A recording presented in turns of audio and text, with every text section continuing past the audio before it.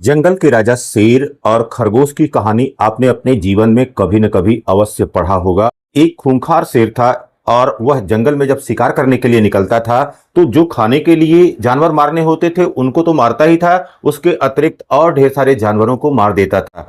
तो जंगल के जितने भी जानवर थे एक दिन सभा बुलाया और कहा कि इस तरह से तो महाराज जो है वह पूरे जंगल के जानवर खत्म हो जाएंगे। तो आप ऐसा करिए कि आप एक जगह रहा करिए, एक जगह आप अपना स्थान निश्चित कर लीजिए, वहीं पर रहिए और प्रतिदिन जंगल के प्रत्येक परिवार से एक एक जानवर आपके पास भोजन के रूप में पहुंच जाएगा। एक दिन जो है ऐसा हुआ कि खरगोश के परिवार की बारी आई। तो खरगोश अब सोचने लगा कि कैसे इस गंभीर परिस्थिति में और इस कैसे संकट की घड़ी में अपने को बचाया जाए।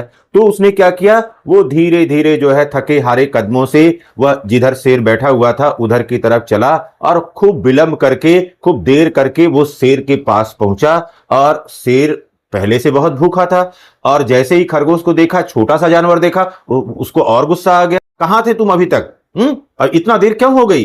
तो उसने कहा कि सरकार हम क्या करें, हम तो आ ही रहे थे, आप ही के पास आ रहे थे, लेकिन रास्ते में एक जवान और खूब बलशाली शेर मिला हमसे और कहा कि जंगल का राजा हम हैं। तो जंगल का राजा वो है, वो हमको पकड़ करके बैठाए रहा, किसी तरह से बहाना करके किसी तरह से हम वहां से भाग के आए हैं आपके पास में। कहा रे ऐसा हो गया है कि जंगल में दूसरा शेर और हमसे भी बलशाली और हमसे भी खूंखार आ गया है, चलो हमको ले चलो उसके पास। तो धीरे धीरे जो है वो खरगोश जो है उसके साथ जो है शेर के साथ हो लिया और उसको एक कुएं के पास ले गया और कहा महाराज इसी के अंदर वो शेर बैठा हुआ है जो अपने को जंगल का राजा बता रहा है। तो अब शेर जैसे ही उस कुएं के चबूतरे पर चढ़ करके कुएं में झांकता है, कुएं के अंदर देखता है, तो उसका खुद का प्रतिबिंब उसमें दिखाई देने लगता है। और खरगोश कहता है देखिए महाराज देखिए वही है।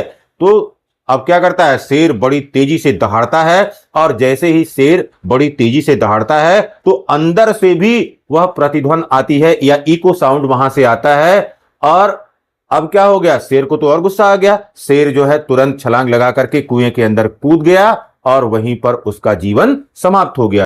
तो इस कहानी में हमको यह देखना है कि चालाक जो खरगोश था उसका विज्ञान यहां पर कैसे काम किया। शांत जल अगर होता है तो वहां से भी परावर्तन की घटना होती है और यहां पर ध्वनि का भी परावर्तन होता है और साथ ही साथ यहां पर प्रकाश का भी परावर्तन होता है। इस कहानी से सीख लेना है कि जब आपके ऊपर संकट आए तो संकट की परिस्थिति में आप जो है बुद्धिमानी से काम लें, संयम से काम लें, तभी अपने जीवन की रक्षा कर पाएंगे